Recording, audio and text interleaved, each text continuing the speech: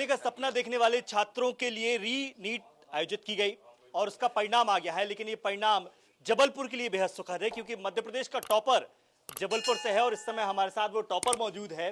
क्या नाम है भैया आपका और कितने नंबर आए, आप खुद ही अपने मुंह से बताइए। मेरा नाम आर्यमन सिंह सोलंकी है। मेरे नीट में 696 आए 720 में से, और ऑल इंडिया रैंक 46 और स्टेट रैंक बन रही है। मध्य प्रदेश में टॉप किया है, ये जानकारी आपको कब लगी और कितनी खुशी हुई फिर? मुझे रात को जानकारी पड़ गई थी 11 साढ़े 11 के आसपास कि मध्य प्रदेश में रैंक 1 है। प्लस रिजल्ट सुन के भी, जो एक हर एस्पिरेंट का ड्रीम होता है कि एम्स दिल्ली मिले, वो पूरा हो गया था। तो मैं तो मतलब काफ़ी खुश था अपने इस रिजल्ट से, और एक इनक्रेडिबल अचीवमेंट रहा है। एक सवाल लिखता ये था, क्योंकि ये री नीट थी, एक नीट हो चुकी थी, तो पहली नीट जब आपने दी थी तो कितने नंबर आए थे? मेरे पहले नीट में 710 नंबर बन रहे थे, और पर फिर वो कैंसिल कर दी गई, और एक अच्छा डिसीजन रहा कि वो कैंसिल कर दी गई, क्योंकि लीग के कारण रैंक्स काफ़ी बढ़ सकती थी। तो री नीट में फेयर कंपटीशन मिला सबको। एक सवाल ये भी उठता है कि नीट के बाद जब ये पूरा सिस्टम क्रैक हुआ और बहुत सारी खबरें बाहर आई कि पेपर लीक हो गया, तो आपके मन में पहला सवाल क्या आया और किस तरीके से एक होती है टेंशन हुई थी, पूरे देश के छात्रों के मन में टेंशन हुई? हाँ, मतलब जब री नीट अनाउंस हुआ था तब काफ़ी दुख हुआ था कि वापस से पढ़ना पड़ेगा, पर वही था कि 22 लाख बच्चों के लिए री नीट था, सिर्फ मेरे लिए नहीं था। तो जो सबको देखा मैंने कि सभी को पढ़ना पड़ेगा, और ये अच्छा है कि वापस से री नीट हुआ। तो ठीक है, थोड़ा दुख शुरुआत में हुआ था, पर रिजल्ट के बाद सब वो दुख अब एक से मेमोरी है जो मैं भूलना चाहूँगा कि दुख भी था उस दिन समय का।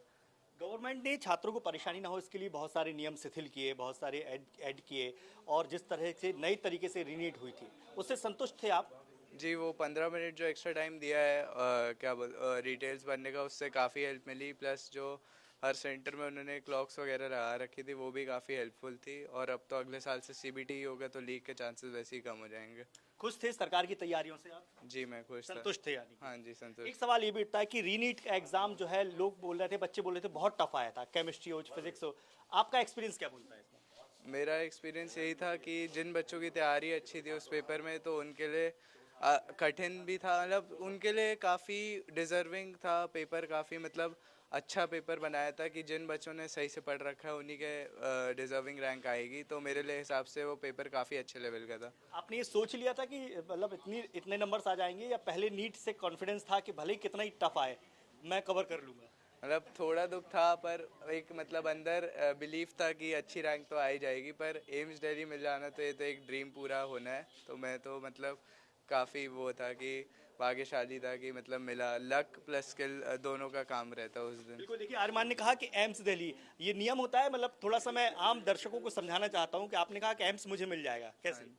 48 रैंक तक जनरली, मतलब ऑल इंडिया से जनरल कैटेगरी से 48 रैंक्स तक मिलता है एम्स दिल्ली। तो मेरी 46 आई है, तो उस कारण से एम्स दिल्ली मिल जाएगा। क्या फ्यूचर प्लान?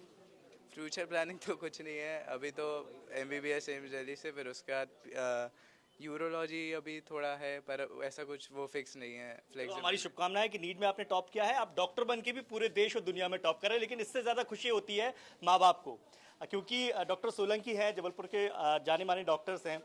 एक पिता के लिए, एक माँ के लिए ये सबसे बड़ी बात होती है कि उसका बेटा पढ़ाई में टॉप करे। लेकिन इतनी बड़ी रैंक लिया, ये आपने कैसे सोचा था और आपसे कितना कॉन्फिडेंट, कितना प्रतियोगी है आपसे, ये भी सवाल है। नहीं, मुझसे प्रतियोगी तो बिल्कुल नहीं है, पर हाँ, मुझसे ज़्यादा अच्छा है, ज़्यादा अच्छा। और जिस तरह से वो पढ़ रहा था पिछले 2-3 साल से, वो डिज़र्व करता था अच्छी रैंक, और उसने काफ़ी मेहनत की। और एक माँ बाप के लिए इससे ज़्यादा कोई खुशी का दिन नहीं हो सकता कि आप सब लोग आए हुए हैं, हमारा इंटरव्यू ले रहे हैं हमारे बेटे के कारण। और हम सब का एक, सारे डॉक्टर्स का एक एम होता है कि एम्स में पढ़ाई करें, एम्स दिल्ली में पढ़ाई करें।